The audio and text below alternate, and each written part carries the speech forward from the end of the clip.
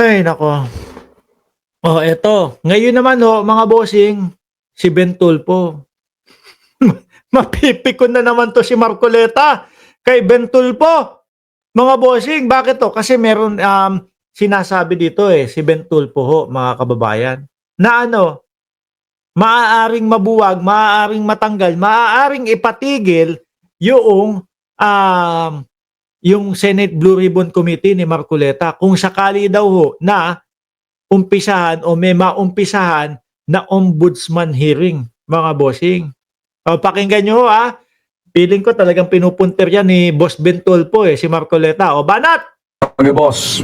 O, atras ko game! Taas na opisyal ng ombudsman, pwede nang manghimasok ang ombudsman at patigilin pareho ang Senate Blue Ribbon Committee at ang Independent Commission kung mag-uumpisa at ipasa o turnover na ang pag-iimbestiga sa ombudsman ng Manumalyang Flood Control Project.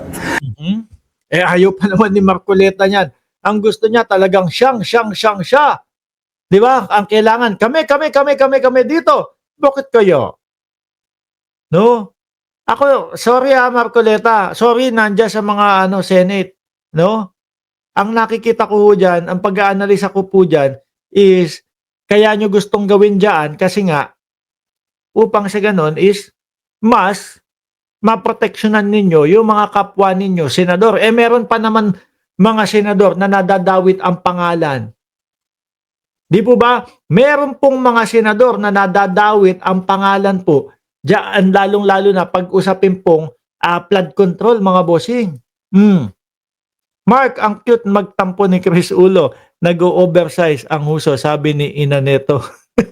Hindi ko po napanood si kapatid na Chris Ulo. Game, tuloy. Alam niyo mga boss, tayo hindi nagsasalita rito ng walang gabay doon sa mga eksperto dalabhasa, partikular dito sa issue na to. So Republic Act 6770 or 6770, Section 15, okay? Ayan, babasahan si Marcoleta ni Ben Tulfo. Sige nga, lakihan natin. Sabi dito, Section 15. No, ito na lang. It may take over at any stage from any investigatory agency government the investigation of such cases daw ho, mga kababayan. Repeat. Ayan, mababasa ninyo. Republic Act 6770, Section 15. The Ombudsman, ito po, no? May take over at any stage from any investigatory agency of government the investigation of such cases. Ang ibig sabihin, pwede nang patigilin ang investigasyon na sinimulan ng Senate Blue Ribbon Committee. Aray ko, Marcoleta. Mapipiko na naman ho ito. No, si Marcoleta kapag ka napipiko mga kababayan, pupunta doon sa Net25, magsusumbong doon sa dalawang kausap niya lagi. Sabihin, ganito parang binabastos niyo ako Ganun na naman ang sasabihin, no? Sabi ni Virgie Badiola, naku Marcoleta, pag nagtanggal ng sunglasses si Ben Tulfo, delikado. Oo, ganyan yan, Pag pinatayan ng camera, pag pinatay ang camera ni Ben Tulfo, yari na, mga kababayan. May kalalagyan kung sino man yung may kalalagyan. Para ombudsman na ang pumalit base sa mandato nito. Naku po. May mababad trip na naman. Meron na naman nung tatakbo doon sa Net25, makikipaghuntahan, makikipagkwentuhan doon sa dalawang kakwentuhan niya. Sila nag-uutuan. Sila nag-uutuan. No? Kaso ho, mga kababayan, si Ben Tulfo, meron din programa. Hindi siya senador. Hindi siya pinalad maging senador. Kaso si Ben Tulfo may programa din po. Kung babanat si Marcoleta doon sa Net25, mga bossing, re-rest back naman itong si Ben Tulfo sa kanya. Dito naman po sa Bitag. Diba? May mapipiko na naman dito. Hindi po pikon si Marcoleta, sir. Hindi ho pikon yun. Burat sibuyas lang po si Marcoleta. Siya po yung nagsasabi, ganito, wag tayong balat sibuyas. Tapos makita-kita mo, napipikon. Siya yung nagiging balat sibuyas, mga kababayan. At marami ang malulungkot, sigurado ang taong bayan dahil parang pinagkaitan na sila ng karapatan ang taong bayan. O bakit naman po pinagkaitan ng karapatan? Bakit po, Sir Ben? Sa kanilang national pastime o pampalipas oras. Pampalipas oras lang pala yung Senate Blue Ribbon Committee mo, Marcoleta. Ayan, oh. Kala ko sasabihin, parang pinagkaitan na sila ng pelikula na katatawanan. Kasi nga, di ba magte-take over ang ombudsman kung sakali ho, mga bossing? Sa pamamagitan ng napapanood nila sa Entertainment Value Senate Blue Ribbon Committee Entertainment. hearing at maging sa Kongreso. Mga boss, alam niyo totoo, mensahero lang po ako. Binabahagi ko lang ang mensahe ng ipinabot sa bitag ng source namin sa dating mataas na opisyal. Ayan, kaso meron silang source. Hindi naman po kagaya natin, mga kababayan. Tayo po sa kanila umaasa. Doon sa mga lehitimo na nagbabalita ho. Sabi ni Virgie Badjola ulit, tatayo buhok ni Marcoleta.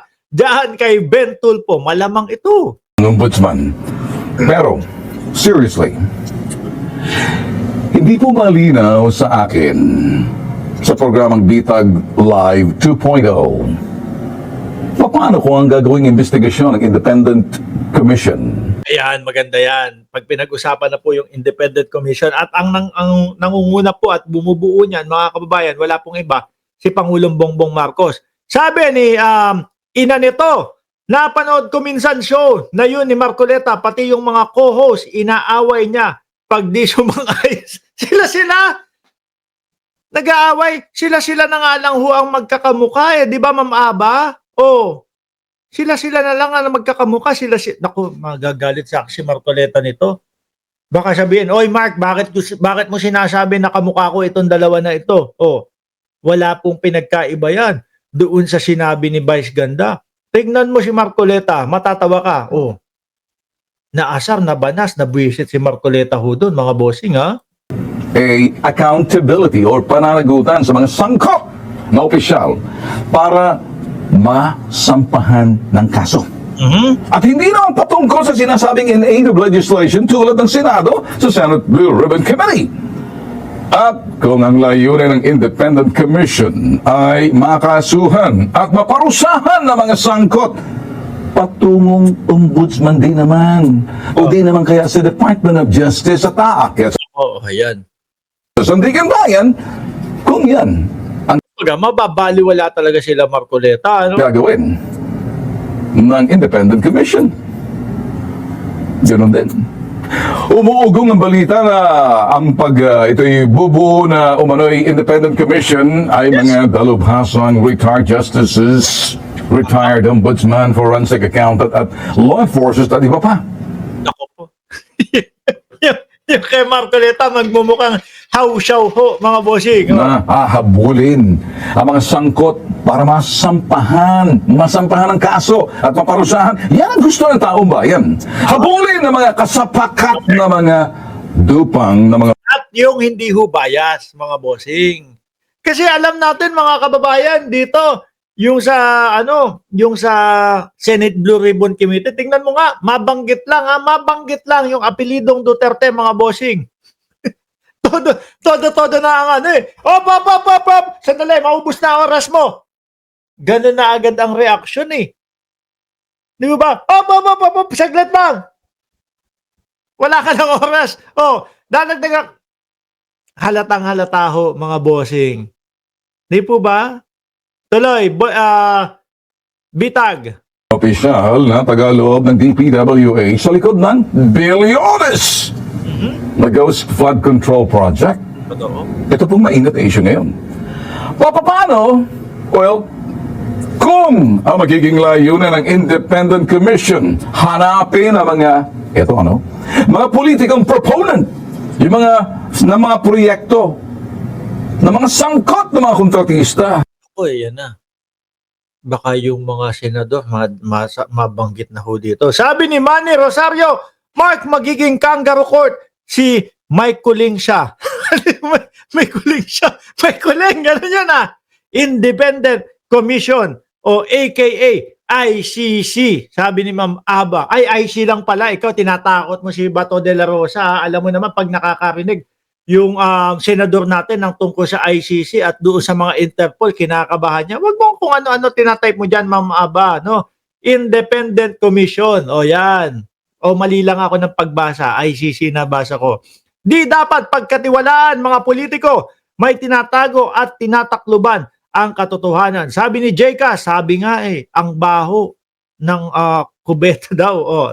Proponent, mga politiko yan. At kung ang magiging layunin ng Independent Commission ay matukoy ang mga congressman at senador, ito, na Naku po. Ako naniniwala ako meron sa mga congress. At naniniwala din ako, mga kababayan, meron din po sa Senado. Mga bossing, no? Kunsawat katsokara ng mga dupang ng mga kontratista. Mga kontratistang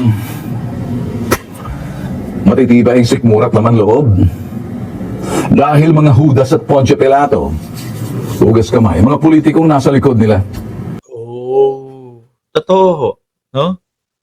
Totoo. Meron niya, iba dyan Hindi pa ho nag-uumpisa Wala pang pinapangalanan Umaaray na. Di po ba?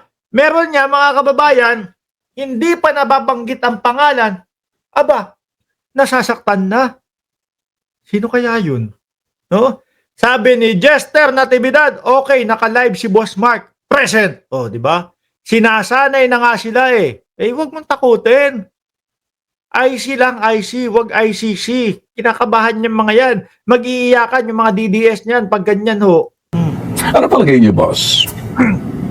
Sige nga, dapat bang sumabay ang Independent Commission sa investigasyon ng Senate Blue Ribbon Committee na sinasabi ng dating opisyal ng Ombudsman? Hindi po pwede. Bilang kortesiya, hayaan muna na matapos itong Senate Blue Ribbon Committee na kanilang Senate Blue Ribbon Investigation.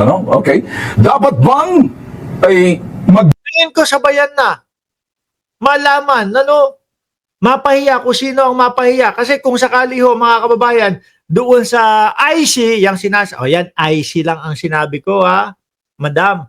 Kung sa IC ho, makikita, eto, yung mga katanungan dito, mas malalim, no? At talagang tinatanong yung mga nasasangkot. Wala silang iniisip, senador yan. Hindi, sige, tanungin natin. Congressman yan. Hindi, sige, tanungin natin.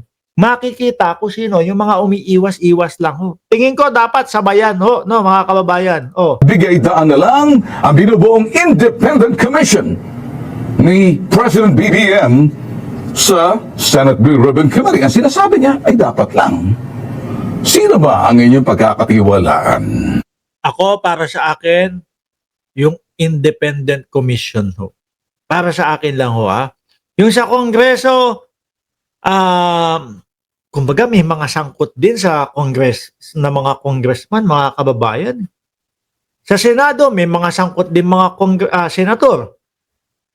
Mas nakatuon ho ako at mas hinihintay ko po yung seryoso na itinayo po ng Pangulo na Independent Commission. At sabi nga po, mga dating mga justices yung kasama noon, mga bossing. Sabi ni Jester Natividad, kaya pala di nila kayang ipatawag si Saldico sa Senado. Yun pala, hawak sila sa leeg.